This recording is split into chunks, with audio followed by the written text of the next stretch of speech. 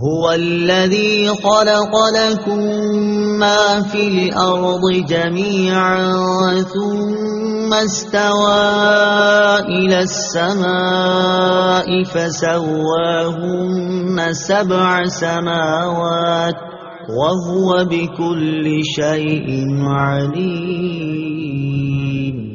ترجمہ، وہی ہے جس نے جو کچھ زمین میں ہے سب تمہارے لیے بنایا، پھر اس نے آسمان کے بنانے کا قصد فرمایا تو ٹھیک 7 آسمان بنائے، اور وہ ہر شے کا خوب علم رکھتا ہے۔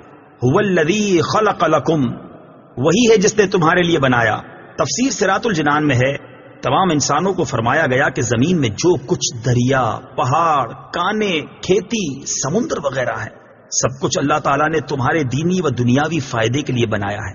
دینی فائدہ تو یہ ہے کہ زمین کے عجائبات دیکھ کر تمہیں اللہ تعالیٰ کی حکمت و قدرت کی معرفت نصیب ہو، اور دنیاوی فائدہ یہ ہے کہ دنیا کی چیزوں کو کھاؤ پیو اور اپنے کاموں میں لاؤ۔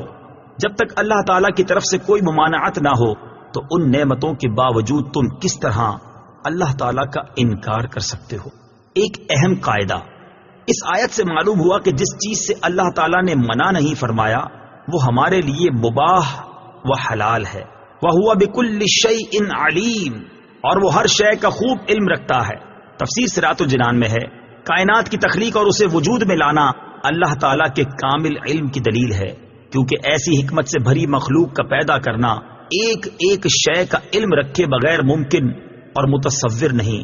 کافر مرنے کے بعد زندہ ہونے کو ناممکن سمجھتے تھے۔